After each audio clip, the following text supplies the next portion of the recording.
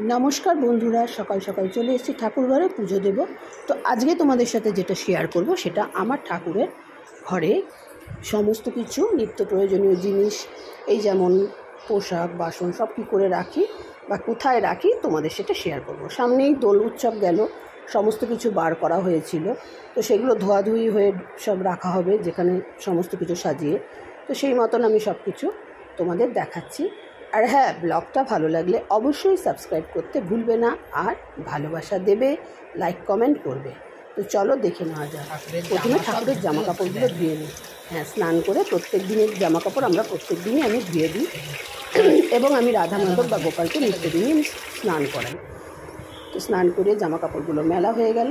তো প্রথমে যেটা দেখাবো সেটা হচ্ছে আমার রাধা গোবিন্দ বা প্রভুর গোপালের লকার। হ্যাঁ, গোদরেজের একটা ছোট্ট লকার, তাতে আমি কি কি রাখি দেখো। এটা হচ্ছে গয়নার বাক্স, এতে সমস্ত কিছু গয়না রয়েছে, চুড়ি থেকে গলার হার থেকে এগুলো সব রয়েছে। আমি আলাদা আলাদা করে রাখি কেন জানো? যাতে আমার ব্যবহার করতে বা বার করতে সুবিধা হয়, খুঁজেও পাওয়া যায় চট করে। তো এই জন্য আমি সমস্ত কিছু ভাগ করে রাখি। আর কিছু সোনার গয়না আর রূপোর গয়নাও রয়েছে, সেগুলো আমি পরে দেখাবো।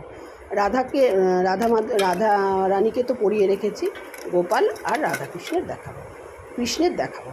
তো চলো, এগুলো হচ্ছে চূড়া, এগুলো হচ্ছে গোপাল আর শ্যামের চূড়া, এই সব ধরনেরই রয়েছে। এগুলো হচ্ছে আমার কৃষ্ণের চূড়া, এগুলো সব বড়গুলো কৃষ্ণের চূড়া, আর ছোটো ছোটো যেগুলো আছে সেগুলো হচ্ছে আমার গোপু সোনার চূড়া।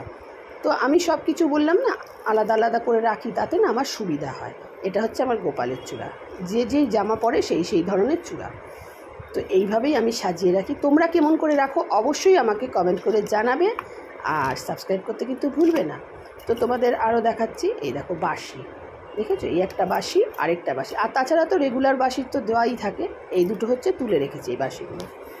আর এই হার দুটো হচ্ছে আমার গোবিন্দের হার, দেখো। হ্যাঁ, দেখেছো? ভালো লাগলে কমেন্ট করে জানাবে, কমেন্ট করবে, আর সাবস্ক্রাইব করতে ভুলবে না। চলো লকারটা বন্ধ করে দিই। এবারে যাব ওয়ারড্রপে কী রাখি জানো? ওই শীতের সমস্ত কিছু সামগ্রী রাখি, বিছনার চাদর থেকে শুরু করে বালিশ থেকে শুরু করে লেপ কাঁথা যা আছে সব কিছু এই ওয়ারড্রপে রাখি। আর এইটাতে আছে নিত্যদিনের পোশাক, রেগুলার যেগুলো স্নান করে পরে রেগুলার বদলানো হয়, সেগুলো এই ওয়ারড্রপে রাখি। ড্রয়ার করা রয়েছে আমার সিংহাসনের নিচে। আর এই যে হচ্ছে রেফ্রিজারেটর, গরম পড়ে গেছে, অবশ্যই দই, তারপরে রসনা, এগুলো সমস্ত কিছু এনে রাখা হবে। তাছাড়া এতে আমি ওর মাখন, মিছরি, বাতাসা, ফল টল যখন যেরকম থাকে আমি এই রেফ্রিজারেটরে রাখি দিই।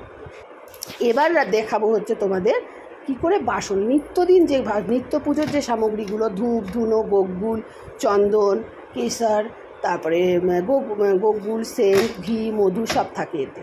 আর ওপরে থাকে হচ্ছে আমার নিত্যদিনের বাসন। ব্লগটা কেমন লাগলো অবশ্যই জানাবে, আর সাবস্ক্রাইব করতে ভুলবে না। টাটা।